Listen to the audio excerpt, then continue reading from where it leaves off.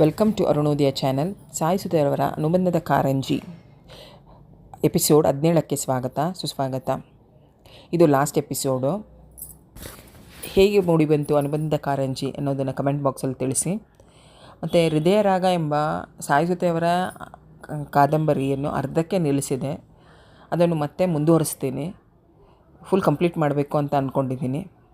ದಯವಿಟ್ಟು ನಿಮ್ಮ ಸಹಕಾರ, ನಿಮ್ಮ ಆಶೀರ್ವಾದ ನನಗಿರಲಿ.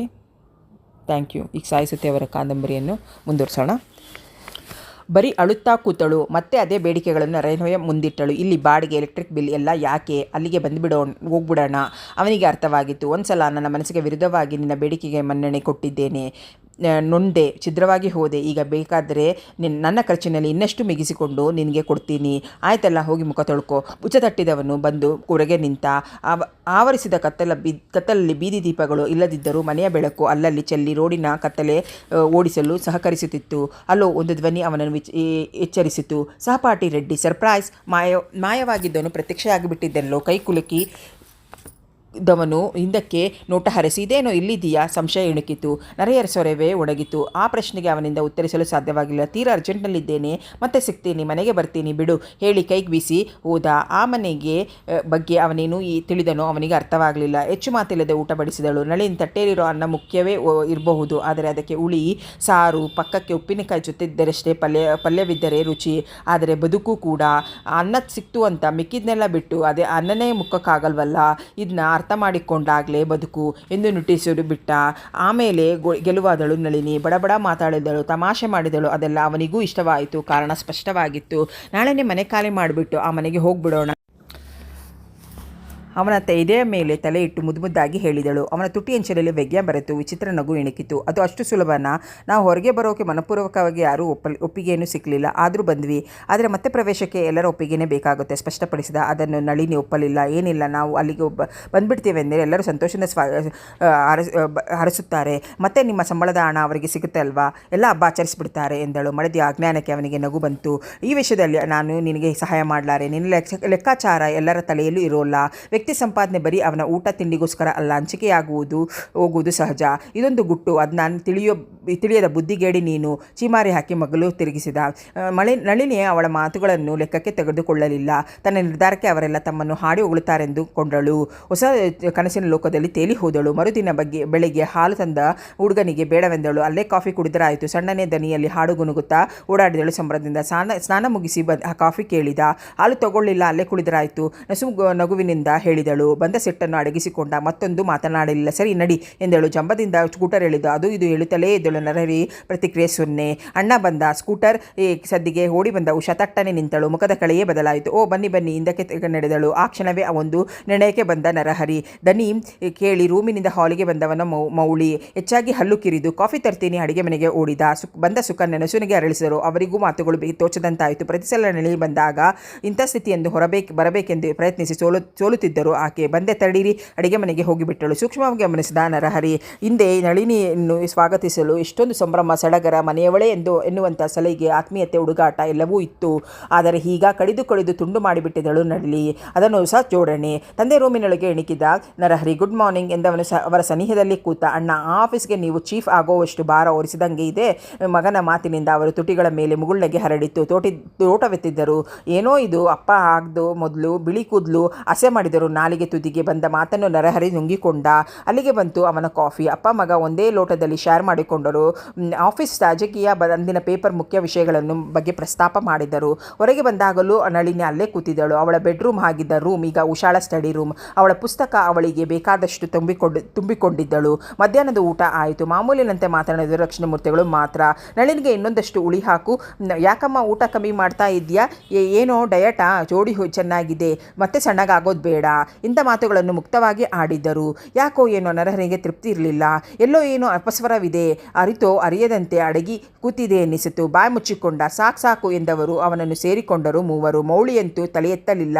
ಇದನ್ನ ಹಾಕೊಳ್ಳಿ, ನಿಮಗೋಸ್ಕರ ತಂದೆ ಮಾವಿನಕಾಯಿ. ಎಷ್ಟು ಓಲೈಸುತ್ತಿದ್ದ ಮೌಳಿ. ನಮ್ಮಣ್ಣನ ನಮ್ಮಿಂದ ಕಿತ್ಕೊಂಡು ಬಿಟ್ಟರು. ಆಟೋಗೆ ಸಾಮಾನು ತುಂಬಿಕೊಂಡಾಗ ಬಿಕ್ಕಿ ಹತ್ತಿದ್ದ. ಅದರ ನೆರಳಿನಿಂದ ಅವನು ಪಾರಾಗಲಾರನೆಂದುಕೊಂಡ. ಯಾಕೋ ಒಂಥರ ಇದ್ದೀಯಾ? ಮಗನನ್ನು ಮರೆಗೆ ಕರೆದು ಕೇಳಿದರು ಸುಕನ್ಯಾ. ಸುಕನ್ಯಾ. ನಳಿನಿ ಕೂಡ ತುಂಬ ಡಲ್ಲಾಗಿ ಕಾಣ್ತಾಳೆ, ಬರೀ ಕೈಯಾಡಿಸಿಬಿಟ್ಟವನು ಅಲ್ಲಿ ನಿಲ್ಲದೆ ಹೊರಗೆ ಹೋದ. ಸುಮ್ಮನೆ ಕೂತ ನಳಿನಿ ಹತ್ತಿರ ಬಂದು ಹೋಗೋಣವಾ, ಕಣ್ಣಲ್ಲಿಯೇ ಹೇಳಿಲಿಲ್ವಾ ಎಂದು ಪ್ರಶ್ನಿಸಿದ. ಇಲ್ಲವೆನ್ನುವಂತೆ ತಲೆಯಾಡಿಸಿದ. ಅಂದು ನಿನ್ನ ಕೋರಿಕೆಯನ್ನು ಎಲ್ಲರ ಮುಂದೆ ಮಂಡಿಸಿದ. ಅದು ಬರೀ ನಿನ್ನೊಬ್ಬಳಿಗೆ ಆಗಿ ಅಲ್ಲ, ಇಡೀ ಮನೆಯ ಸ್ವಾಸ್ಥ್ಯ ಕಾಪಾಡಲು. ಈಗ ನಿನ್ನಷ್ಟ. ಈಗಲೂ ಯೋಚನೆ ಮಾಡು, 2 ತಿಂಗಳು ಖರ್ಚು ಜಾಸ್ತಿ ಆಗ್ತೆ ಅಂತ ರಾಜಿ ಆಗೋಕ್ಕೆ ಬರಬೇಡ. ಬುದ್ಧಿಯೇ ಹೇಳಿದ. ನಳಿನಿಗೆ ಸಾಕಾಗೋಯಿತು. ಈ 4 ತಿಂಗಳು ಅವಳು ನೆಮ್ಮದಿಯಾಗಿ ಇದ್ದಿದ್ದೇ ಇಲ್ಲ. ಪಟ್ಟಿ ಬರೆದು ಸಾಕಾಗಿ ಹೋಗಿತ್ತು. ಅದು ಇದು ಒಡೆದು ಅವಳ ಕೈಗಳು ಸೋತು ಹೋಗಿದ್ದವು. ಇಲ್ಲ, ನನಗೆ ಬೇರೆ ಇರೋಕ್ಕಿಷ್ಟವಿಲ್ಲ. ಅದೇ ರಾಗ. ಕೋಪದಿಂದ ಅವನ ಮುಖ ಕೆಂಪಾಯಿತು. ಹಾಗಾದರೆ ನೇರವಾಗಿ ಹೋಗಿ ಅಮ್ಮನಿಗೆ ಕೇಳು, ಅಣ್ಣನಿಗೆ ಮುಟ್ಟಿಸ್ತಾರೆ. ಪ್ಯಾಂಟ್ ಜೇಬಿನಲ್ಲಿ ಕೈ ತುರುಕಿ ಹೊರಗೆ ನಡೆದ. ಅಸಹಾಯಕತೆಯಿಂದ ಧೈರ್ಯವಾಗಿ ಹೋಗಿ ಪಾತ್ರೆಗಳನ್ನು ಸರಿ ಮಾಡುತ್ತಿದ್ದ ಸುಕನ್ಯೆಗೆ ಹೇಳಿದಳು. ಹಾಗೆ ಆಶ್ಚರ್ಯದಿಂದ ನೋಡಿದರು ಅವಳನ್ನು. ಮತ್ತೆ ಯಾಕಮ್ಮ ಈ ನಿಶ್ಚಯ? ಅಲ್ಲಿ ಹರಿ ಆಫೀಸ್ಗೂ ಹತ್ರ, ನಿನ್ನ ತಂದೆ ಮನೆಯವರು ಸಮೀಪವೇ. ಅಷ್ಟೊಂದು ಅನುಕೂಲವಾದ ಮನೆ ಮತ್ತೆ ಸಿಗೋಲ್ಲ. ಆಕೆಯ ಧ್ವನಿ ಎಷ್ಟು ಕ್ಷೀಣವಾಗಿತ್ತೆಂದರೆ ಇವಳೊಬ್ಬಳಿಗೆ ಮಾತ್ರ ಕೇಳಿಸಿತು. ಇಲ್ಲ, ನಾವು ಸಂಜೆ ಹೊತ್ತಿಗೆ ಮನೆ ಖಾಲಿ ಮಾಡಿಕೊಂಡು ಬಂದ್ಬಿಡ್ತೀವಿ, ಉಸಿರಿಸಿದಳು. ಅವರಿಗೆ ಹೇಳು. ಜವಾಬ್ದಾರಿಯನ್ನು ಗಂಡನ ಮೇಲೊರಿಸಿ ಆಕೆ ಕೈ ತೊಳೆದುಕೊಂಡರು. ಅಂದರೆ ನಳಿನಿ ಸ್ವರ ತೊಡೆಯಿತು. ತಾನು ಹೇಳಿದ ತಕ್ಷಣ ಸಂತೋಷದಿಂದ ಅಪ್ಪಿಕೊಳ್ಳಬಹುದು, ಬಾಯಿ ತುಂಬ ಹೊಗಳಬಹುದೆಂದುಕೊಂಡಳು. ಸುಳ್ಳಾಯಿತು. ಸುಕನ್ಯಾ ಮುಖ ಈ ಮಾತು ಕೇಳಿ ಹರ್ಷಗೊಳ್ಳುವ ಬದಲು ಕುಂದಿದ್ದು ನಳಿನಿಯ ಗಮನಕ್ಕೆ ಬಂತು. ಅನುಭವಿಸಿದ ಅವಳಿಗೆ ಸಾಕಾಗೋಗಿತ್ತು. ನಿರ್ಧಾರದಿಂದ ಹಿಂತೆಗೆಯಲು ಅವಳು ಮನ ಸಮ್ಮತಿಸಲಿಲ್ಲ. ನೀವೇ ಹೇಳಿ, ಆಕೆಗೆ ಬಿಟ್ಟಳು ವಿಷಯವನ್ನು. ಹೇಳುವ ಜವಾಬ್ದಾರಿಯನ್ನು ಮಾತ್ರ ಆಕೆ ಹೊತ್ತುಕೊಂಡರು. ವಿಷಯ ಮುಟ್ಟಿದಾಗ ಸುಮ್ಮನೆ ಕೂತರು ದಕ್ಷಿಣಮೂರ್ತಿಗಳು. ಬಾರವಾರ ನಿಟ್ಟಿಸಲು ದಬ್ಬಿ ನಳಿನಿ ಎಂದು ಅವರೇ ಕೂಗಿದರು. 5 ನಿಮಿಷದ ನಂತರ ಬಂದಳು. ಅವರು ಮುಖದ ಪ್ರತಿಕ್ರಿಯೆಯು ಅಷ್ಟೇನು ಉತ್ತೇಜನಕವಾಗಿರಲಿಲ್ಲ ಕಾಣಿತು. ಒಂದು ಹೋಗುವಾಗ ನೀವೇನೂ ಹೇಳಲಿಲ್ಲ. ದಟ್ಸ್ ಓಕೆ, ಅದು ತಪ್ಪು ಅಂತ ಅನ್ನದಿದ್ರು ಈಗಿನ ನಿರ್ಧಾರ ಸರಿಯಾದುದಲ್ಲ. ಸಡಗರದಿಂದ ಸ್ವಾಗತಿಸಿ ಮನೆಯವರೆಲ್ಲ ನಿನಗೊಂದು ಸ್ಥಾನ ಕೊಟ್ಟರು. ಆ ಸ್ವೀಕಾರಕ್ಕೆ ಬೇರೆ ಕಾರಣ ಕೊಟ್ಟೆ. ಬಿಟ್ಟ ಚೇರ್. ಈಗ ಕೂರೋಕೆ ಎಲ್ಲರ ಒಪ್ಪಿಗೆಯೂ ಬೇಕಾಗುತ್ತೆ. ಹಕ್ಕು ಕರ್ತವ್ಯ ಎರಡೇ ಒಂದು ಮುಖ್ಯದ ನಾಣ್ಯಗಳು. ಒಂದು ಬೇಡ ಅಂದರೆ ಮತ್ತೊಂದು ಸಿಗಲ್ಲ. ಸೂಕ್ಷ್ಮವಾಗಿ ಎಳೆಯಾಗಿ ಬಿಡಿಸಿ ಅವಳ ಮುಂದಿಟ್ಟರು. ಆವೇಶ ನುಗ್ಗಿ ಬಂತು. ಎಲ್ಲರಿಗೂ ಸಂತೋಷವೇ ಆಗುತ್ತೆ. ಅವರು ಮಾಮೂಲಾಗಿ ತಮ್ಮ ಖರ್ಚಿಗೆ ಇಟ್ಕೊಂಡು ಸಂಬಳದ ಹಣವನ್ನು ಅತ್ತೆಯವರ ಕೈಗೆ ಕೊಡ್ತಾರೆ. ಮತ್ತೇನು?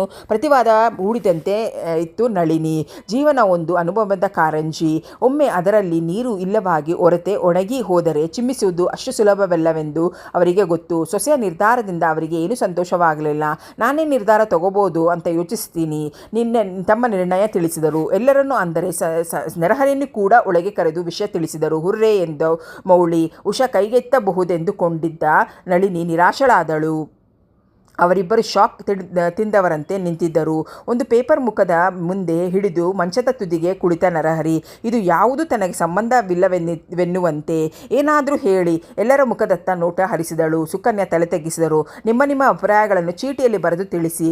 ಮುಂದಿನ ಪೇಪರ್ನ 4 ಭಾಗ ಮಾಡಿದ ಹರಿದು 4ವರಿಗೆ ಕೊಟ್ಟರು. ಮೊದಲು ಬರೆದು ಮಡಚಿ ತಂದೆಯ ಮುಂದಿಟ್ಟು ಹೊರಹೋದವಳು ನರಹರಿ. ಅವನೆಂದು ಉಸಿರುಗಟ್ಟುವ ವಾತಾವರಣದಲ್ಲಿ ಕ್ಷಣ ಇರಲಾರ. ಹೊರಹೋದ ಮೌಳಿ. ಉಷಾ ಕಣ್ಣರಿಸಿಕೊಳ್ಳುತ್ತಲೇ ತಮ್ಮ ಚೀಟಿಯನ್ನು ತಂದಿಟ್ಟು ಹೋದರು. ಹೆಂಡತಿಯ ಕಡೆ ನೋಡಿ ನಸುನಗೆ ಬೀರಿದು. ಇಲ್ಲಿ ನಿನ್ನ ಅಭಿಪ್ರಾಯವೇ ಮುಖ್ಯ. ನಾನು ಯಜಮಾನ ಅನ್ನಿಸಿಕೊಂಡಿರ್ಬೋದು, ನಿನ್ನ ಅಭಿಪ್ರಾಯದ ವಿರುದ್ಧ ಹೋಗ್ಲಾರೆ. ನಿಜವಾದ ಯಜಮಾನಿ ಆ ಮನೆಯ ಗೃಹಿಣಿ. ಅವಳ ದೇಣಿಗೆಯೇ ಬೇಗ ಟೆನ್ಷನ್ ಬಹಳ ಒಳ್ಳೆಯದಲ್ಲ. ಅವಸರಿಸಿದರು. ಗೊಂದಲವನ್ನು ಎತ್ತಿಕ್ಕಿ ತಮ್ಮ ಅಭಿಪ್ರಾಯ ಬರೆದಿಟ್ಟು ಮೇಲೆದ್ದಾಗ ಕೂಡುವಂತೆ ಸನ್ನೆ ಮಾಡಿದರು. ಎಲ್ಲರನ್ನೂ ಕರೆದರು. ಮುಜುಗರದಿಂದಲೇ ಬಂದರು. ಒಂದೊಂದೇ ನೋಡಿದರು. ಪ್ರತಿಯೊಬ್ಬರೂ ಒಂದೇ. ಬೇಡ ಅಣ್ಣ, ಉಸಿರುಗಟ್ಟುವ ವಾತಾವರಣ ನನಗಿಷ್ಟವಿಲ್ಲ ಅಂದೇ ಬೇರೆಯವರು ಅಂದುಕೊಂಡು ಬಿಟ್ಟ. ಹೊಸ ಬೆಸುಗೆಗೆ ನನ್ನ ಒಪ್ಪಿಗೆ ಇಲ್ಲ. ಇದು ಮೌಳಿ. ಉಷಾ ಅಭಿಪ್ರಾಯ.